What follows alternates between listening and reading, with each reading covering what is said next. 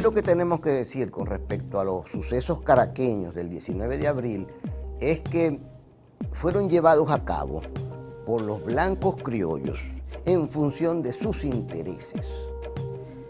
Si es que hubo alguna participación popular en esos hechos, fue manipulada por los blancos criollos, porque ese fue un hecho realizado en función de una clase social que tenía un proyecto muy claro. ¿Qué era lo que querían los blancos criollos? Dos cositas: ejercer el poder político y tener libertad de comercio.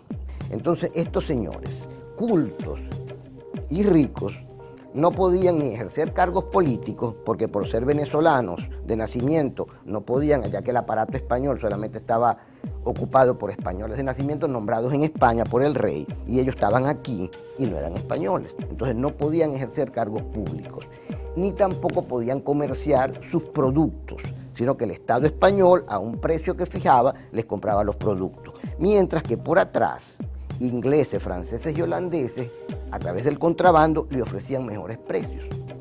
Pero era muy riesgoso contrabandear. El Estado español era duro para los castigos, ¿no? Entonces los blancos criollos querían esas dos cosas: ejercer el poder político y poder mercar sus ricos productos. Y el Estado no se los permitía. Ese es el móvil interno que lleva a los acontecimientos del 19 de abril.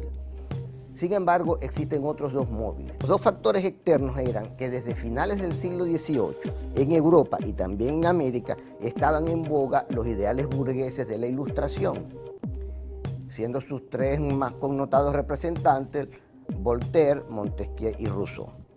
Estos señores se atreven a cuestionar algo que había sido sagrado por siglos, que era el derecho divino de los reyes a gobernar.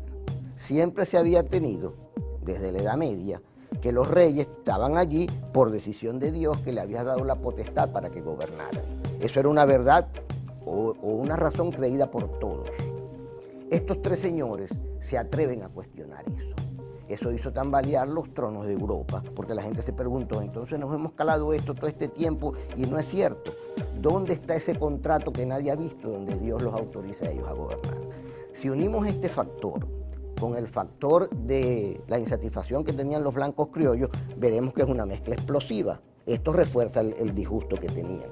Sin embargo, eso no basta para levantarse contra España, porque al fin y al cabo el rey tenía el sartén por el mango. Era el dueño del ejército, de los cuerpos represivos, de los cuerpos de inteligencia, y eran brutales. O sea, el que atentaba contra la monarquía no era que lo iban a poner una multa ni preso, ese le costaba la vida. Entonces hacía falta aquí en Venezuela un tercer factor que desequilibrara el férreo control que tenía el Estado español de la situación.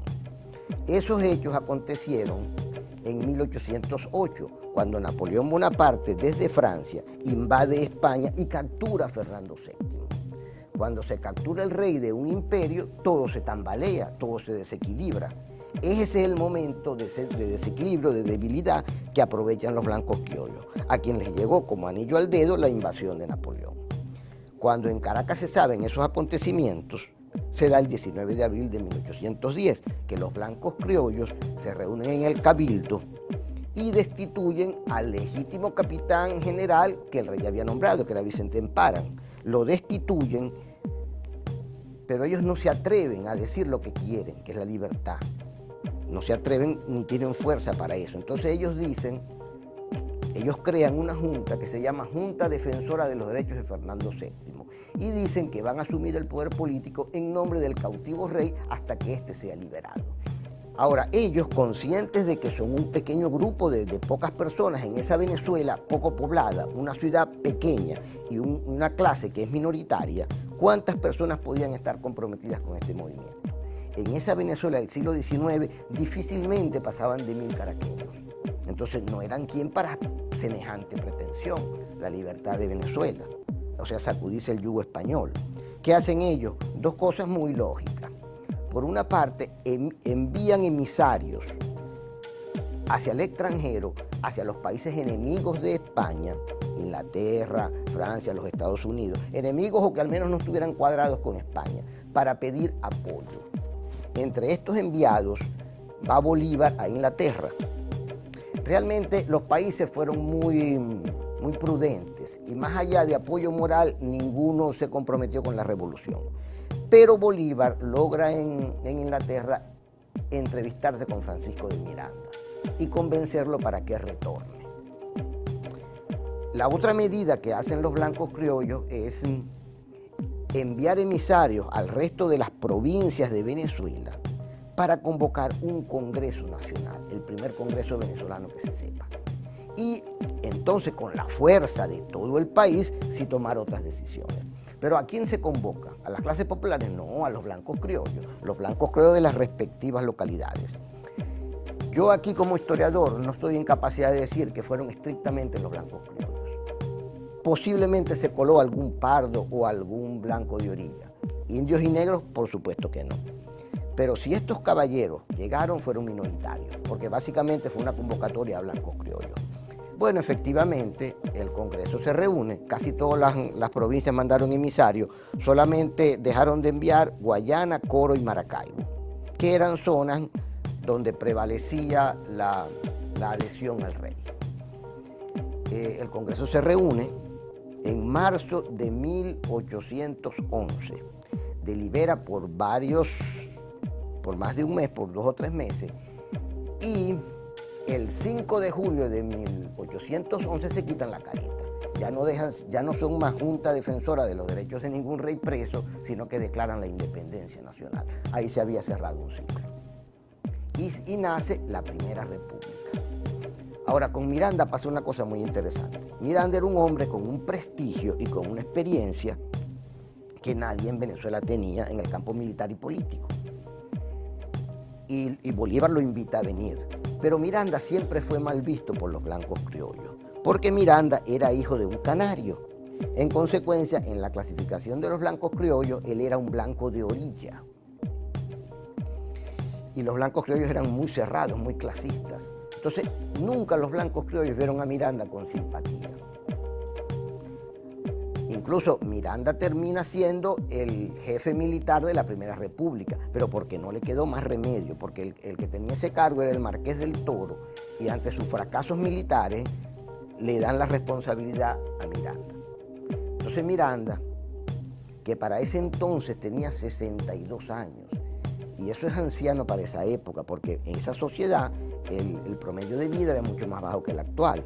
Entonces, con 62 años, siendo ya un anciano prácticamente, y con la antipatía de los blancos criollos, asume la responsabilidad de defender la Primera República, cuando ya estaba muy maltrecha, porque el antiguo jefe militar, el Marqués del Toro, no dio golpe en bola. Todas las empresas que acometió contra las incipientes fuerzas realistas de ese momento, pues las perdió. Le toca a Miranda dar la cara en una situación que era insostenible, termina capitulando ante Monteverde, se firma una capitulación en la cual Miranda entrega armas y territorios bajo su mando, a cambio de que los españoles respeten vidas y bienes. Sin embargo, Monteverde, después que firma el armisticio, no lo respeta y apresó a todos los líderes republicanos que no lograron escapar, entre ellos a Miranda. Miranda es detenido en Caracas, pasado para La Carraca, que es una cárcel en España, en la ciudad de Cádiz, y ahí muere 4 años después, en 1816. Bueno, Venezuela, luego de la caída de la Primera República, queda en manos de los españoles por varios meses. Sin embargo, la reacción fue inmediata. Ahí se inicia entonces la narración de la Segunda República. La Segunda República inicia con 2 invasiones casi simultáneas. Santiago Mariño, que era un líder oriental, él invade por el estado Sucre con un grupo de patriotas y se apodera, logra liberar unas zonas en el oriente del país, entre el Sucre, Monaga, Anzoátegui. Eso se convierte en los predios de Santiago Mariño y sus ejércitos republicanos. Mientras que por el occidente, Bolívar, que se había ido para la Nueva Granada, logra la autorización del gobierno de allá, porque él allá se reportó con los independentistas de la Nueva Granada, logra que lo autoricen a ingresar a Venezuela con un pelotón. Bueno, ingresan, los historiadores han llamado la campaña admirable. atraviesa los Andes derrotando a los españoles y llega hasta Caracas. En Caracas funda la Segunda República después, es decir, reinstaura nuevamente la República. Estas son las dos fuerzas. Bolívar, que conquista Caracas después de haber liberado el occidente, y Santiago Mariño, que ha liberado parte del oriente del país. Los españoles reaccionan nuevamente. Los españoles, y más que españoles, debemos decir los realistas, porque más que tropas españolas, que sí las había, la mayoría eran venezolanos que estaban luchando del lado de la causa del rey. Bueno, el general español para ese entonces era Domingo Monteverde. Monteverde, junto con sus oficiales, acomete la guerra, y entre victorias y derrotas, poco a poco los españoles, los realistas, van ganando terreno nuevamente, hasta que encierran a Bolívar en Caracas. Y ante la presión militar se emprende lo que los historiadores han llamado la huida, la huida hacia Oriente, que es que Bolívar, con sus escasos ejércitos y mucha población civil, emprenden la vía Oriente huyendo de José Tomás Boves, que era el más fiero de los militares españoles.